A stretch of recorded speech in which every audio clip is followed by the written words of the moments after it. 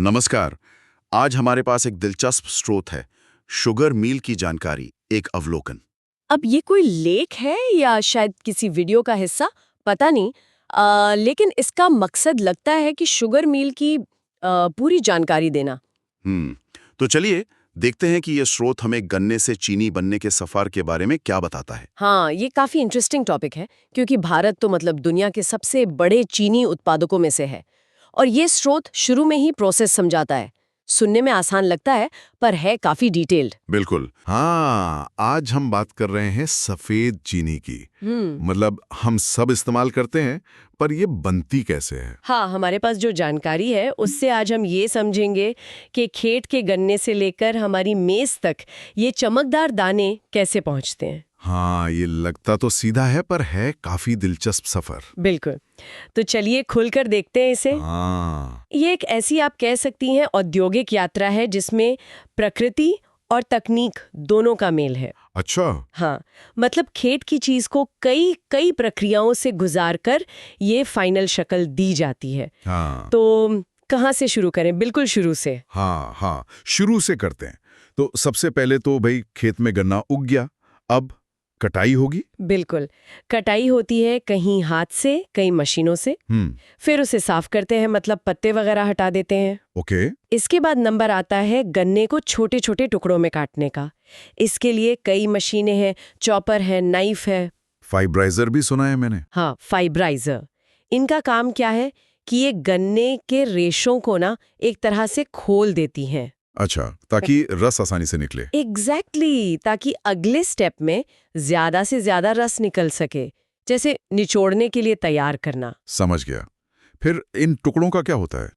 फिर इनको शक्तिशाली क्रशिंग मिल्स, मतलब पेड़ने वाली मशीनें, या फिर एक डिफ्यूजर सिस्टम होता है, उससे गुजारते हैं। तो यहाँ पर रस निकल जाता होगा। हाँ, यहाँ गन्ने से रस निचोड़ लिया जाता है और वो जो रेशेदार हिस्सा बचता है ना, वो खोई, जिसे खोई कहते हैं। बिल्कुल सही, उसे खोई यानी बगास कहते हैं। और मजे की बात यह है क्या? कि ज्यादातर चीनी मिलें इसी खोई को अपने बॉयलरों में जलाकर स्टीम बनाती हैं, मतलब फ्यूल की तरह इस्तेमाल करती हैं। अरे वाह, मतलब एनर्जी के लिए कहीं और नहीं जाना पड़ता दादा। हाँ, काफी हद तक वो आत्मनिर्भर हो जाती हैं। ये इस इंडस्ट्री का एक अहम पहलू है। सही है। मतलब कुछ वेस्ट नहीं होता। अच्छा, अब ये जो रस निकला, ये तो साफ नहीं होगा एकदम। इसमें मिट्टी होगी, रेशे। हाँ बिल्कुल, कच्चा रस होता है वो, उसमें काफी गंदगी, अशुद्धियां होती हैं। तो इसे कैसे साफ करते हैं? उन्हें हटाने के लिए रस में चूना, मतलब कैल्शियम हाइड्रोक्साइड मिलाते हैं और उसे गर्म करते हैं। गर्म करने से क्या होता है? इससे जो अशुद्धियां हैं वो भारी होकर नीचे बैठने लगती हैं। फिर इस सारे मिक्सचर को बड़े बड़े टैंक में डालते हैं जिन्हें क्लैरिफायर कहते हैं। क्लैरिफायर? हाँ, उसमें धीरे धीरे ये सारी गंदगी नीचे बैठ जाती है और ऊपर साफ हल्का सुनहरा सा रस बचता है। ओके। अब हमारे पास साफ रस है, पर इसमें पानी तो अब भी बहुत होगा। बहुत होता है, उसे गाढ़ा करना पड़ता है। वो कैसे? उसके लिए एक सिस्टम है, मल्टीपल इफेक्ट इवेपोरेटर। इसमें क्या होता है, कई स्टेज में भाप से पानी को उड़ाया जाता है। और ये तरीका काफी एनर्जी एफिशिएंट भी है क्योंकि एक स्टेज की भाप अगले स्टेज को गर्म करने के काम आ जाती है। अच्छा, ये तो बढ़िया है। हाँ, इसके बाद हमें मिलता है एक गाढ़ा सा सिरप, चाशनी जैसा। समझिए इसमें करीब 60-65% चीनी होती है। अच्छा, अब असली काम शुरू होगा, मतलब दाने बनाने का। बिल्कुल, यहीं से कहानी और इंटरेस्टिंग होती है। इस गाढ़े सिरप को वैक्यूम पैन में उबालते हैं। वैक्यूम पैन मतलब कम प्रेशर में? हाँ, कम दबाव पर। ये इसलिए जरूरी है ताकि सिरप कम तापमान पर ही उबल जाए, वरना चीनी जल सकती है। अच्छा। यहीं पर फिर चीनी के छोटे छोटे क्रिस्टल बनने शुरू होते हैं। इस क्रिस्टल और जो गाढ़ा बचा हुआ लिक्विड है, जिसे शीरा या मोलासिस कहते हैं, उसके मिक्सचर को मैसीक्यूट कहा जाता है। मैसीक्यूट, ठीक है। और अच्छे क्रिस्टल बने इसके लिए इस प्रोसेस को दोहराते भी हैं, जिससे अलग अलग ग्रेड की, मतलब ABC ग्रेड की चीनी मिलती है। अच्छा, क्रिस्टल तो बन गए। हाँ। लेकिन वो भी शीरे में लिपटे हुए हैं। हाँ, मिले हुए होते हैं। उन्हें अलग करने के लिए सेंट्रीफ्यूज मशीनें इस्तेमाल होती हैं। सेंट्रीफ्यूज, ये कैसे काम करती हैं? ये बहुत तेजी से घूमती हैं, जैसे वॉशिंग मशीन का स्पिन ड्रायर होता है ना। हाँ। कुछ वैसा। ओके। तेज घूमने से क्या होता है कि भारी चीनी के क्रिस्टल बाहर की तरफ इकट्ठा हो जाते हैं और हल्का शीरा बीच में रह जाता है। उसे फिर अलग निकाल लेते हैं। तो यहाँ जो क्रिस्टल मिले वो कौन सी चीनी हुई? ये होती है कच्ची चीनी, रॉ शुगर।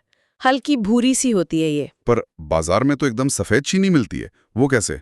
मतलब इसी कच्ची चीनी को फिर साफ करते हैं, इसी को रिफाइनिंग कहते हैं? हाँ बिल्कुल, सफेद चीनी बनाने के लिए रिफाइनिंग बहुत जरूरी है। तो इसमें क्या करते हैं? इसमें कच्ची चीनी को पहले फिर से पिघलाकर सिरप बनाते हैं, फिर उसे फिल्टर करते हैं और उसके बाद उसका रंग साफ करने का प्रोसेस होता है। रंग कैसे साफ करते हैं? इसके लिए कई तरीके हैं, जैसे एक्टिवेटेड कार्बन का इस्तेमाल होता है या फिर आयन एक्सचेंज रेजिन होते हैं।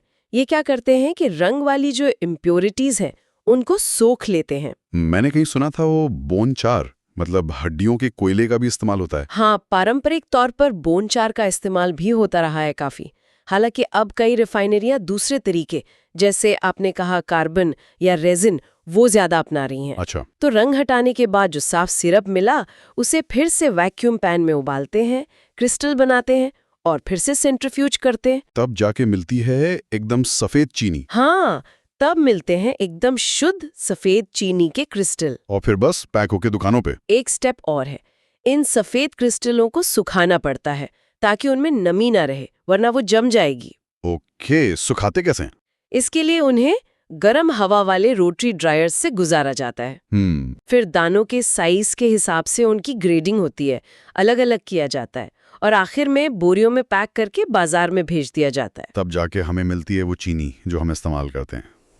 कितनी शुद्ध होती है ये? हाँ, ये करीब 99.8% शुद्ध, चमकदार, सफेद क्रिस्टल वाली चीनी होती है। उफ, तो मतलब खेत के गन्ने से लेकर हमारी चाय की प्याली तक वाकई कितना लंबा और कितना टेक्निकल सफर है ये, है ना? हम तो बस डब्बे से निकालते हैं और डाल लेते हैं, पर पीछे इतनी साइंस और इंजीनियरिंग लगी है। सही कहा, ये पूरी प्रक्रिया यही दिखाती है कि कैसे एक बिल्कुल नेचुरल चीज को उपभोक्ता के लिए तैयार करने में कितने सारे फिजिकल और केमिकल बदलावों से गुजारा जाता है।